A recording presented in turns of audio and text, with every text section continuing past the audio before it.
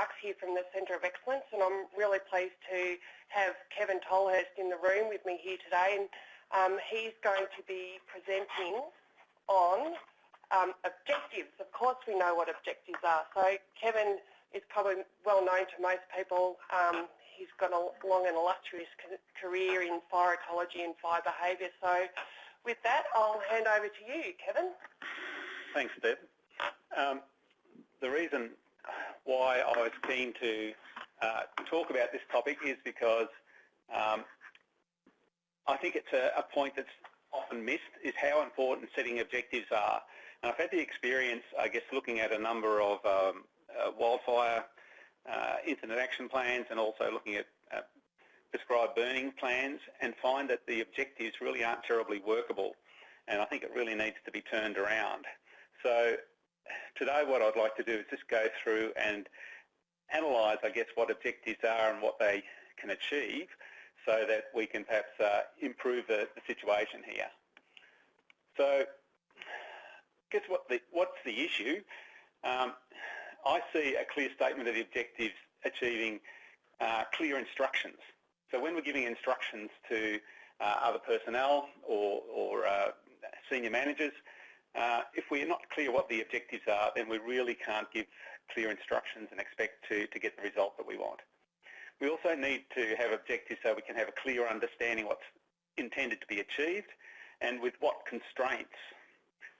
And the constraints bit is often missing from an objective in the way it's written. But everyone there then is on the same page in terms of what's intended and what some of the impediments might be. A well-written objective also provides guidance as to whether or not the operation or the process has been successful, and in fact the operation has been completed. So what that really means is if we don't have a very clear endpoint stated, then we may go on well beyond what is useful, doing work that's not going any further in terms of achieving our objectives, or vice versa. We may be, in fact, putting more resources into a process which is never going to be successful. So there's a clear connection between the operation being undertaken and the broader policy, the regulation, the legal framework, and the broader goals and objectives of an organisation. So a well-written objective should show that connection. And all of those things mean that the work environment should also be safer, because everyone knows where they're at and when they're perhaps running off the rails. So that makes the whole process more effective and more efficient, which I think often we're just glad to get to the end of the operation, regardless of necessarily how effective or efficient the process has been. But it also provides us a guidance as to how well we are doing, and provides a basis for continual improvement. So the learning by doing mantra is really dependent on knowing what it is that we're trying to achieve in the first place. So they're the issues, and I think we're slipping in a lot of areas. So if we look for some guidance, we see that the AIIMS Incident Management System sets down as one of its key guiding principles and underpinning concepts is that it's based on management by objectives. So the definition there is that the management by objectives is a process of management where the incident controller, consulting as appropriate with the incident management team and supporting agencies, determines the desired outcomes of an incident. And those outcomes or incident objectives are then communicated to everyone involved so that they know and understand the direction being taken during the operation. And the objectives are reviewed regularly against the common operating picture and against progress towards resolving the incident. So all of those aspects of the objective make for a safer, more efficient, more effective operation. And it's fundamental to part of the whole AIIMS system that we know works so well. So where would we expect to see those objectives written? Well, it's in the incident action plan.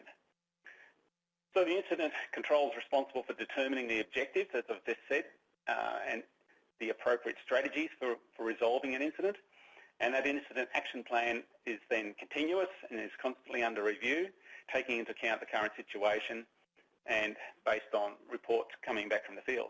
So if you don't have clear targets and defined outcomes, then how can you do this review process? How can you actually say a strategy's not working? How can you actually say that we've been successful?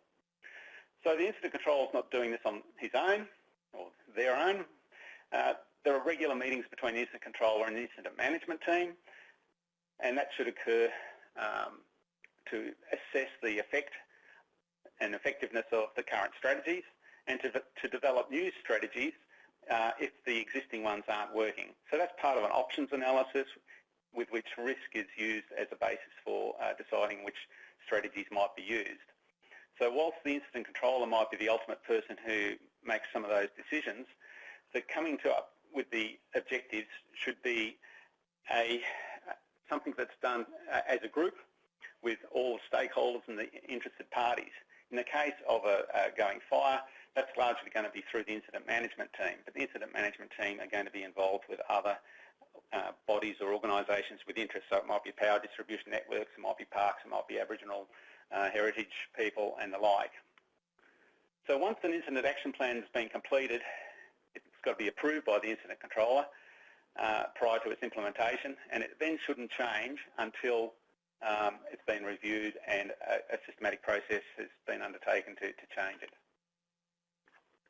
So if we look at a couple of examples from last year from Victoria, the examples that I'll give will be Victorian here in this case, but you can sort of look at this with saying, well, we do things much better than this, or we can say, well, there's elements of that we do as well.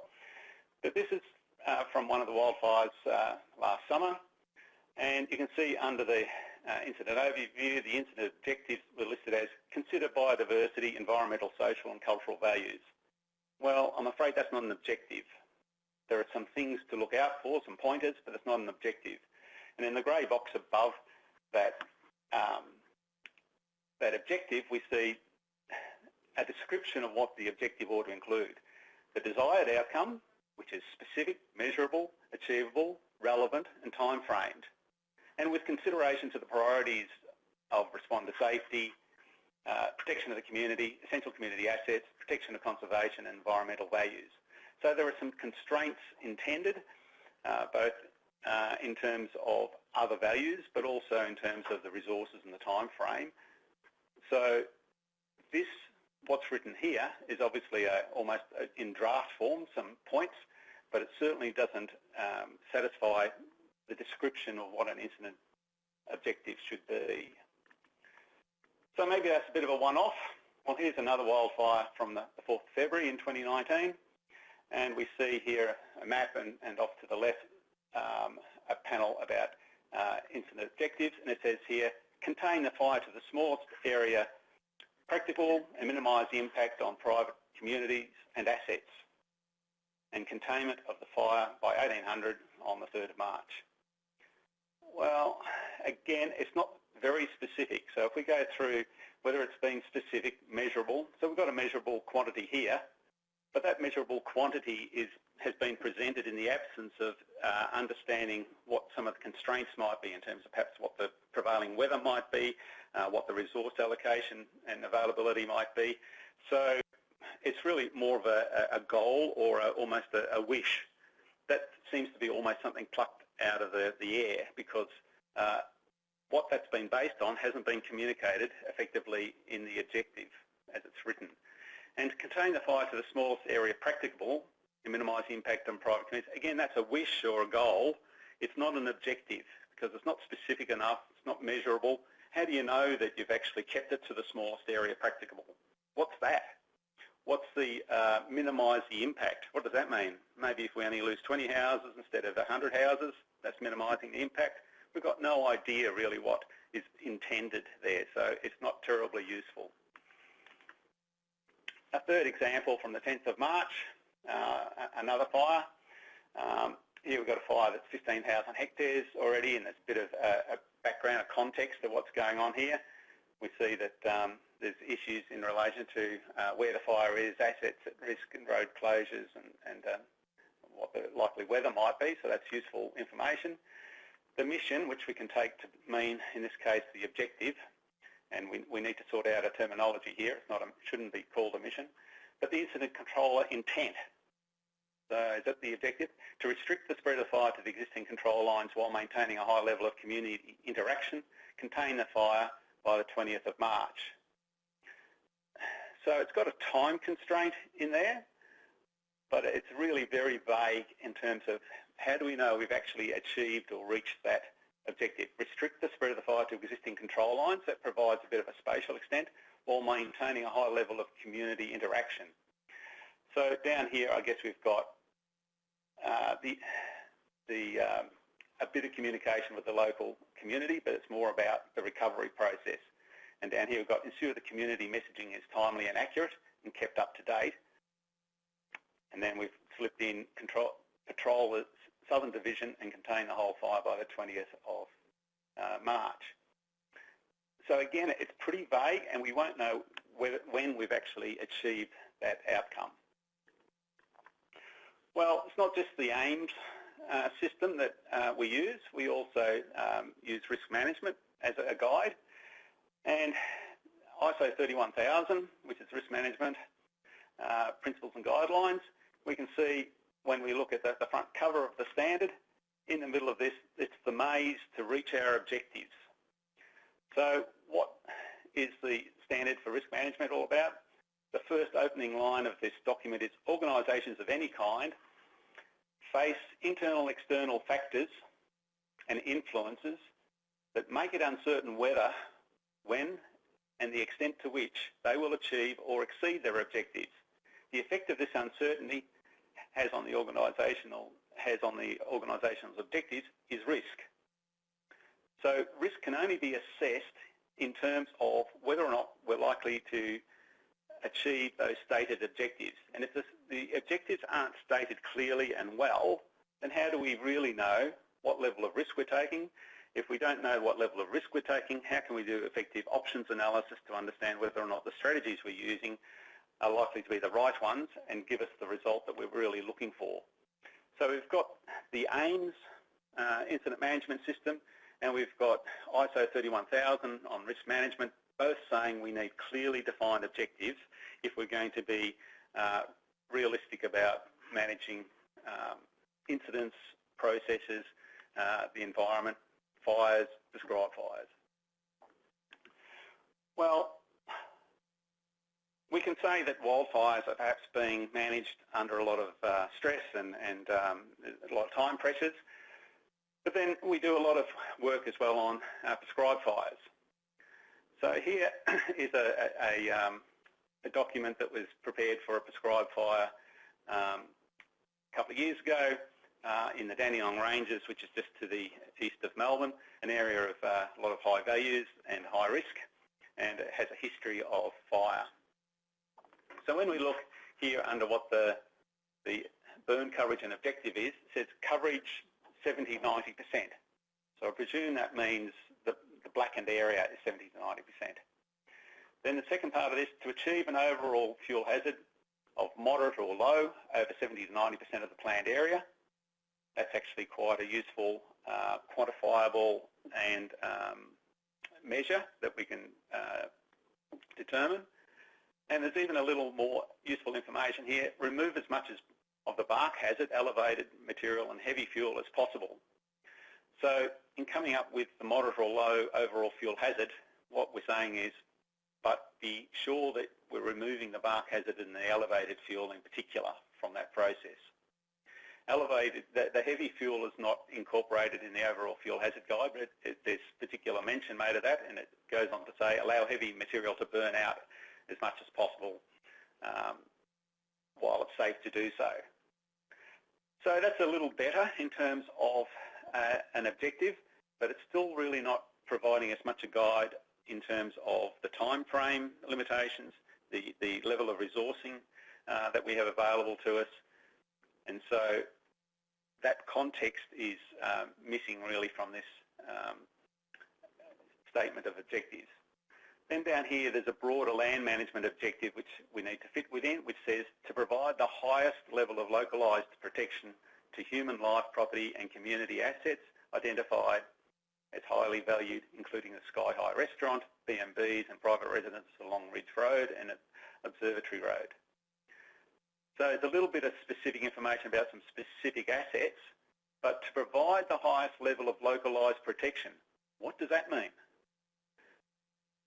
So it's a very vague sort of goal. It's not an objective in my view.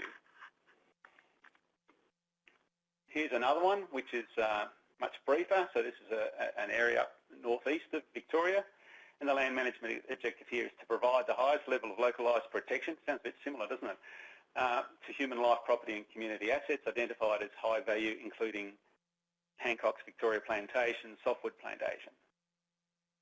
So again, it's very vague. We won't know ever whether that's been achieved. All we know, at least we had a go. We did something. That's about the best we can sort of come up with an objective like that. And here's the third one for a prescribed burn, where we've got quite a bit of detail about the situation, but then we've got an objective here which says this is a multi-stage burn. The first objective is to reduce the overall fuel hazard below high in fire-dependent vegetation over 60 to 80% of the target area between Sierra Road and the creek line to the north. Exclude refugia. So again, there's a bit of a target we can aim for here, but what sort of time frame we're expected to do that and with what sort of resources, the constraints aren't included here, but we do at least have a target. So in addition to that written part, there was this map to this plan. And if we look a little closer at that, we see on a specific area basis, we've been given some more specific instructions. It's almost like a prescription here. So apply planned fire to reduce overall fuel hazard in surrounding heathy forest and woodlands, and with the rocky knoll to protect the Murramura colony of brush-tail rock wallaby. Applied planned fire to meet the brush-tail rock wallaby vital attribute needs, that is food, shelter, habitat in the rocky knoll and adjacent sub-ecosystems. Well, again, that's very much a goal and it's very broad brush. How do we know we've actually achieved that, and what is it that we're trying to achieve? Food, shelter and breeding site. Are we trying to get regeneration of some critical species? Are we trying to prevent some critical plant species from being burnt? What is it that we're trying to achieve in terms of that vital attribute needs? It's very vague, and for a burn officer in charge that's carrying out this operation, it would be very difficult for them to know whether or not they've been successful in applying the prescriptions in carrying out that operation. If we look at another area on that map, it says to treat elevated and bark fuel hazard on the western slopes of the Sarah Range to reduce the likelihood of ember showers off the Sarah Range impacting on private land to the east of the township of Halls Gap and Pomona. The biodiversity values of Mount William Range, including Major Mitchell Plateau and the economically important Wonderland Range. So that's more of a goal and a fairly general thing. It does provide us a bit of guidance about what we're targeting here in terms of the fuels and where they are. So down here, it says to treat the elevated bark hazards on the western slopes of Sarah Range to provide a strategic fuel-reduced area of sufficient width and continuity to reduce the spread and severity of large landscape-scale bushfires running along the west side of the Sarah Range, including steeper and stringy bark fuels in the topographic saddles. Again, there's a lack of detail. What does it mean reduce the strategically fuel reduce the area of sufficient width? What width are we talking about? And continuity. What degree of continuity are we talking about? How do we know that we've been successful in achieving that? So I see that as problematic. Now, one of the problems is really understanding what some of these terms mean. So if we look at what some of the terminology is, and here are some definitions that I put forward to you. Hopefully some people at least agree with it. But a vision statement is a very broad thing. It's an aspirational description of what an organisation would like to achieve or accomplish, and it's really a mid to long-term vision, and I've put here perhaps a 5 to 20 year type time frame, and it's intended to serve as a guide for how you plan to work and how you're going to proceed. So it's not a vision statement. It's not achievable in the short term, nor with the current level of resources, including the staff capacity or capability. And the vision may in fact change in time because of unforeseen circumstances or changes that might occur. So it really is just an aspirational description. So having a vision is really okay at a very broad level, but not for an operation. The mission then is about how you might bring about that vision. So how broadly what actions and processes might be used to work towards that vision. And the way I see it, in terms of the usefulness of those things for a level of engagement with the community, it's certainly going to give you some information to the public so you can hand something across. And you may even be able to have some discussion, hopefully, in formulating what that vision might be before the vision's put together. But it really doesn't then lead to involvement, collaboration or empowerment of the broader community in that process. So it's very broad. Goals, a little more specific, it's a desired outcome. It's measurable, and the end result could be measured. Having one or more objectives may be needed, though, to achieve it within a more or less specified time frame. So a goal or an aim is something that is more the 1 to 10 year sort of time frame, unlikely to be reached within a single planning period. And in the process of working towards the goalposts, in fact, may change as well, a bit like the vision. But it's unlikely that the new goal will be totally different to the planned direction of the vision.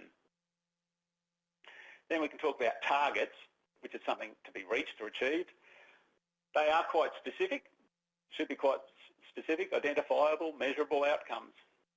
So, but they fit into a broader set of goals.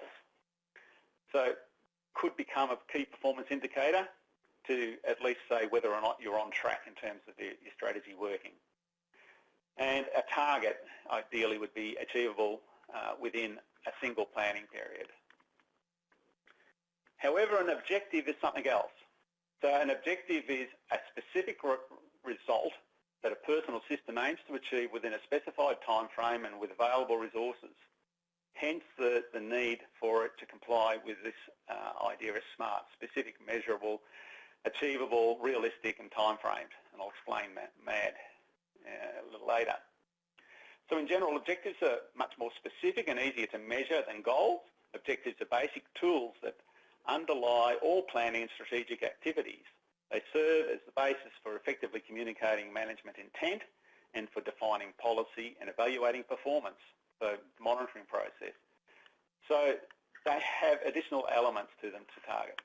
And objectives, therefore, can be used at all levels of community engagement.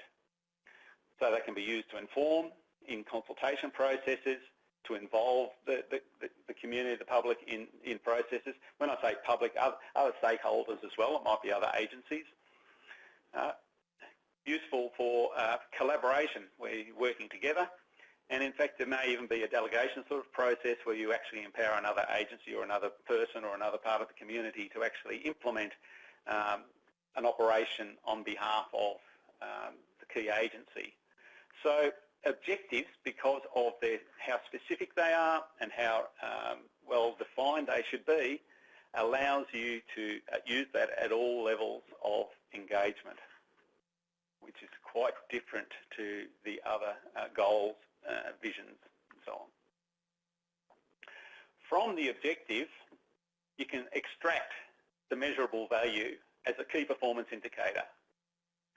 So key performance indicators are useful as a sort of a tick-off list to basically say whether or not you've reached the target you're going for and whether or not your performance has been effective. So some key performance indicators might be fairly broad, but when it's related to specific objectives, it's quite useful. So it should be extracted, the key performance indicator should be extracted from an objective.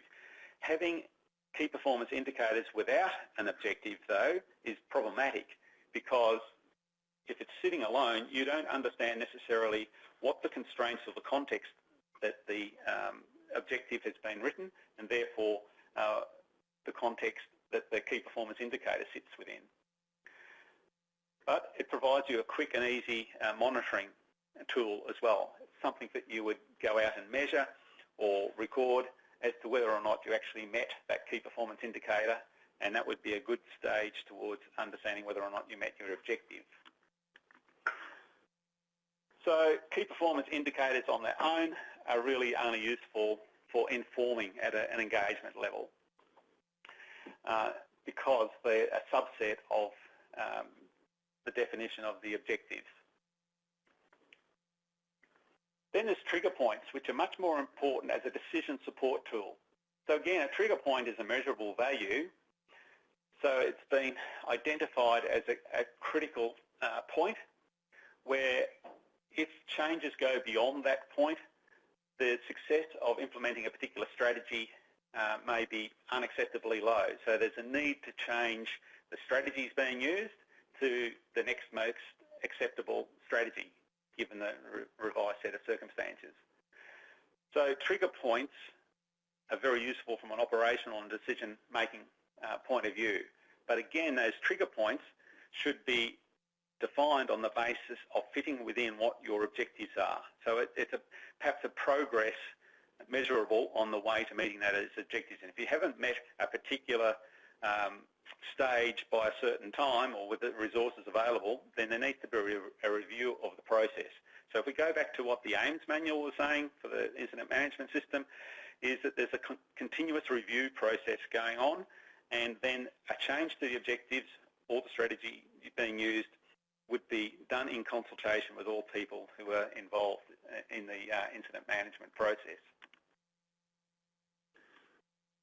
So for me, the anatomy of a good objective has three major parts. One is we have a clear context of what the objective is being written in.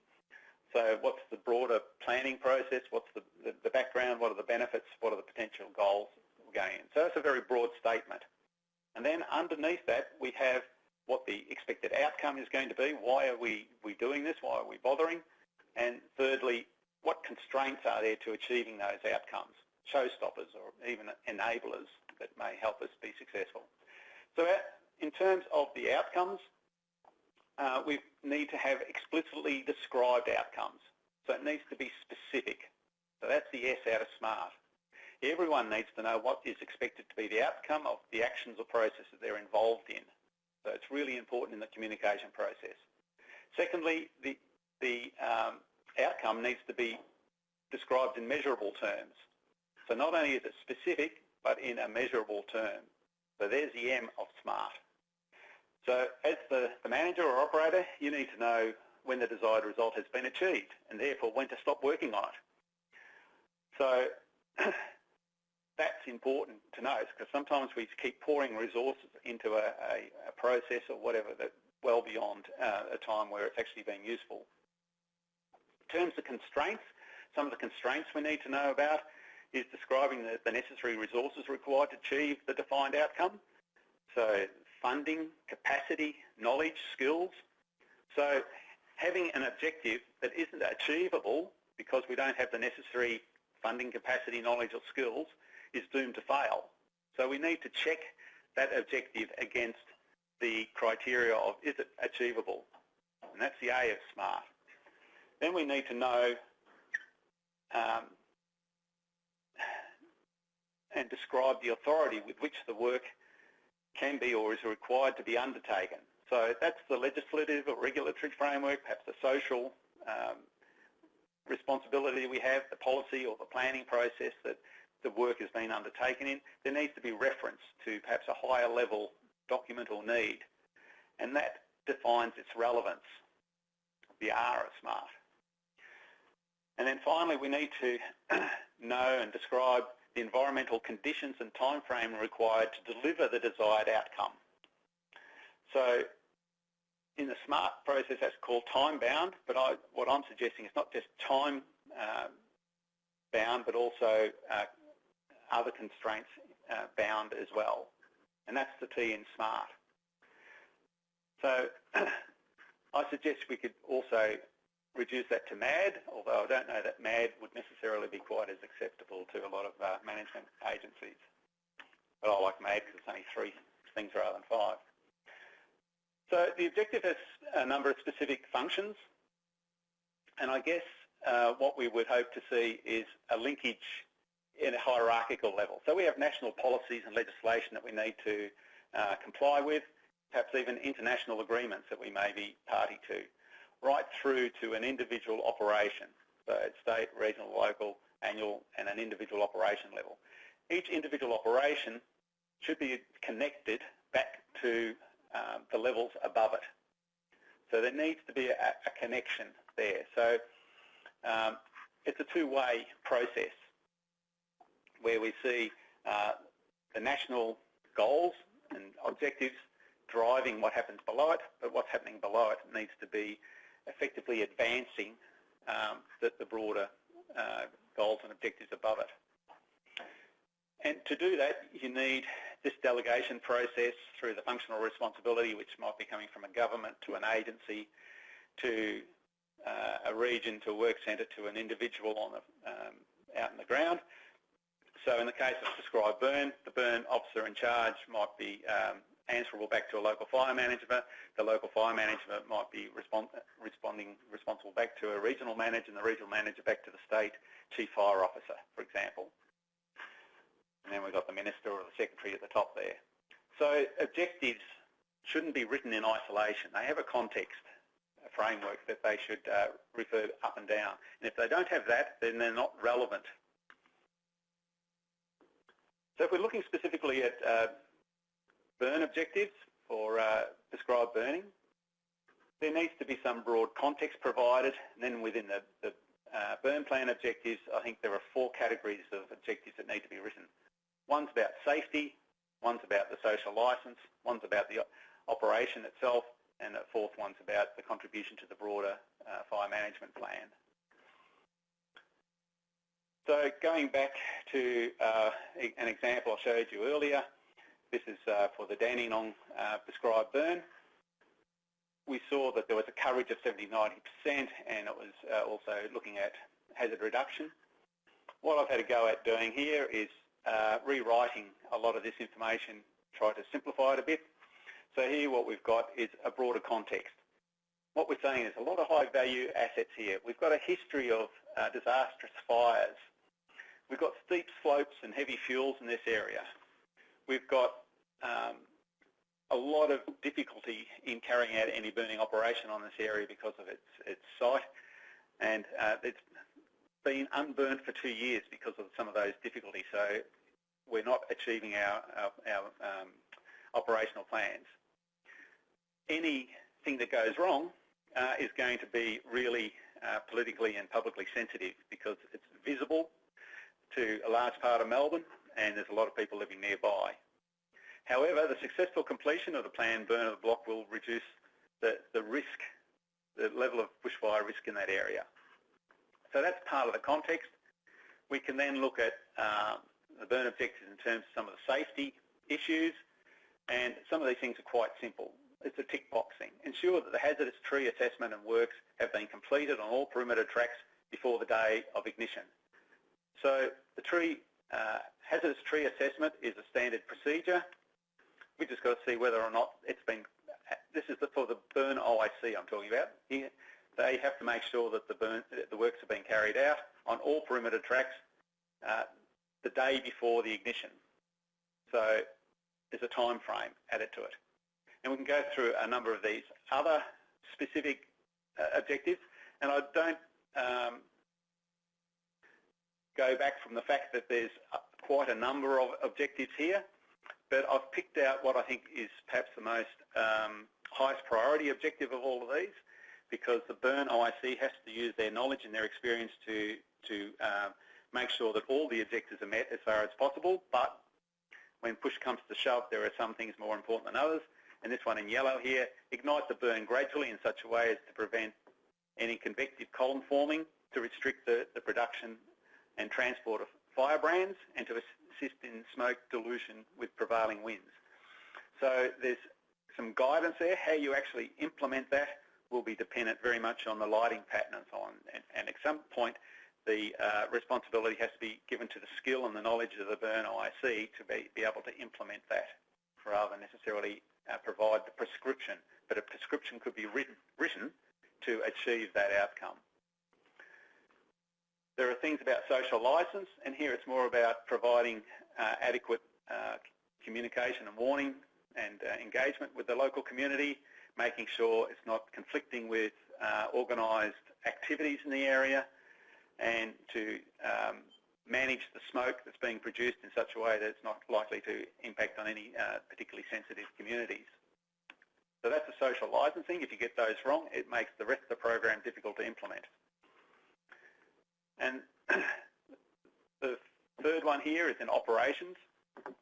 So specifically, I said to achieve the overall fuel hazard level of moderate or less on 70 to 90% of the block, which was what we saw in the previous document, and to minimise the loss of tree hollows to less than 10% by lighting around trees to reduce the local fire intensity, or by raking fuels from around the hollow-bearing trees and the eagle's nest at that grid reference where possible within 30 metres control line.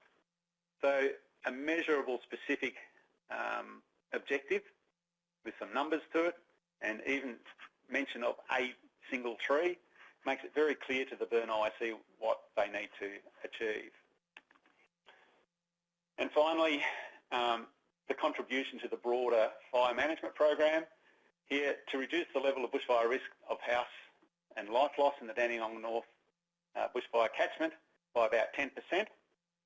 The Dandenong North bushfire catchment represents 3% of the total East Central bushfire risk landscape bushfire area.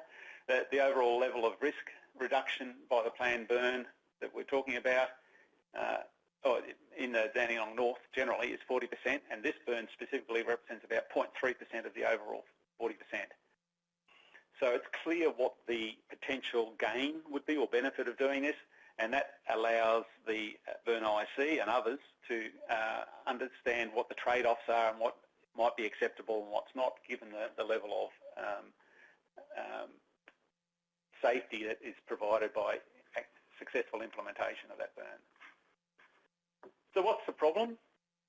Well, without clearly stating objectives, all we can say is we're having a go, we're doing our best, we're flat out, but that to me is not good enough. The question is, are we being inefficient and ineffective by not really knowing what it is that we're trying to achieve? We're not learning much from our experience. We might be getting a lot of experience, but because we're not necessarily testing ourselves as to whether or not we're achieving what we want to achieve, we may not be learning much. We're not really even able to account properly for our time and use of resources because we haven't had those measurable outcomes that we should have in our objectives.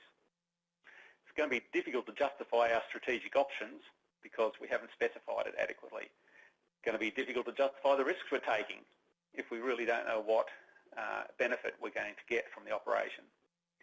And we're not going to be able to effectively communicate and engage with the public and other stakeholders if we're really not clear ourselves as to why we're carrying out this operation.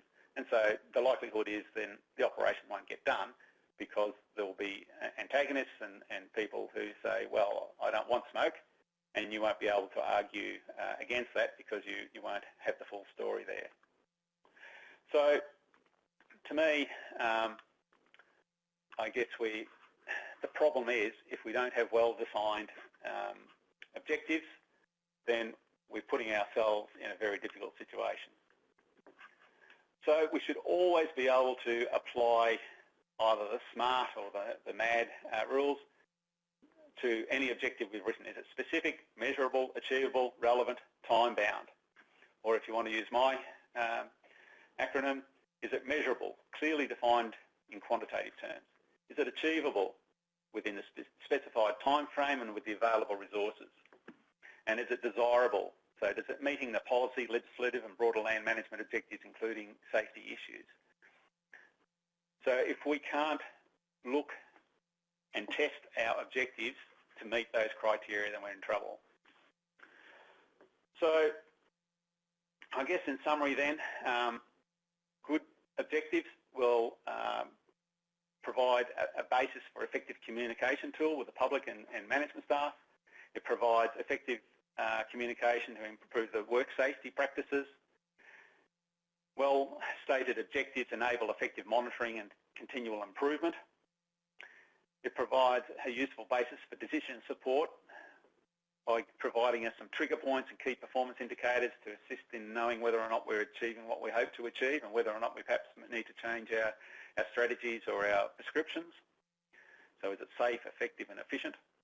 And it also means that what we're doing is fully accountable. So the well-formed objectives assist in meeting the hierarchy of objectives for the organisation. So I guess the reason for me wanting to talk to you today really is that I think we can do much better than what we're doing. We need to review that. It's already written in our manuals, it's already written in the standards, but we need incident controllers, we need managers to be much more critical about documents that are being written to see whether or not the objectives are in fact meeting the SMART or MAD criteria, and if not, go back and ask for them to be rewritten in a way that it is much more relevant, and I think that will be to everyone's advantage in the long term. So thanks for your forbearance, and look forward to any questions. Thanks, Kevin. There's just a note up there. I don't know if you wanted to comment on that. The mission statements you used as examples were part of the SMEAC briefing given to crews who are undertaking the task and not the more detailed IOP. Yeah, that's a good point. But when I looked at the IOP, I didn't actually get anything much more detailed in reality. And the fact is that part of the reason why you put these documents together is for the briefing. And so that's what you're trying to communicate. So I agree with you, Bill, that it would be desirable to have a cut-down version in the SMEAC's briefing and a bit more detail in the incident action plan as needed. But the two should be very compatible. Thanks, Kevin. I'm just going to open the lines up and see if anyone has any questions. The conference is now in conversation mode. All participants are now unmuted. Okay, any questions out there for Kevin? Yeah, Kevin, John Tillman in WA. Hi, John. Just an observation more than a question, but when does an objective become too long and wordy, I guess, and I've picked in a couple of examples there where it's getting into some of the strategies about how you might achieve the objectives, so the, protecting the trees or hollows within a catchment area, those sorts of things, then how you separate the strategy of how you're actually going to achieve that. Yeah, I think you're right, John. In the absence of having good prescriptions elsewhere or a clear definition of strategies, then it's you need to put in your objectives. But it needs to be, you need to be able to refer to either that prescription or that other level of detail if it exists. So it doesn't necessarily have to be in the objective, but the objective should refer to that other source. Is that okay. The way you would do it? Yeah, so yeah, just getting a sense whether you think it's acceptable to have a clear strategy as long as it links to that objective, or there might be 2 or 3 strategies that help you achieve that objective or explain how you're going to achieve the objective. Yeah, but I think that's right. You can do that, but it just needs to be clear what it is that you're basing your objective on. That's all. Sure. Thanks, Hi, John. Kevin. Greg from Measurement. Hi, Greg. Hi, Kevin. In our burn objectives, we actually use a tonnage so we can measure it. So we'll say, we want to burn 70 to 80% of the area to less than 2 tonnes where it's measurable, but you didn't mention anything about tonnage? No, I guess what we found works better for us over here is using the overall fuel hazard guide, where we do a visual assessment of the surface, elevated, near surface, bark fuels, and so something like 2 tonne would be equivalent to a low overall fuel hazard rating. So we would struggle to achieve low in many of our forested areas, so moderate is often what would be used as acceptable. But that combines the surface, the near surface, elevated and bark fuel Yeah, and going on to what John was saying, we also, underneath our objective is quite short, but then we have a success criteria and we have a burn description. Having a look at what our standards are and what we do here, I think we're covering it pretty well. Yeah, Greg, about 12 months or so ago, I had a look at the process that was being used in Western Australia, and I think it is miles ahead of anyone else's. And one of the things I particularly liked about the process in Western Australia, and hopefully it's still happening, is the connection from the state level right down to the operational level. There was a clear link between all of those levels and a clear need for sign-off by people at all those levels. So the system, if it's working in Western Australia, does a lot of what I'm suggesting needs to be done. Yeah, thanks, Kevin. Yeah, and I guess the one other thing is you mentioned success criteria. I would see that as equivalent to the key performance indicator. So, but it's at the measurable part of your objective. Understood. Cheers. Any further questions for Kevin?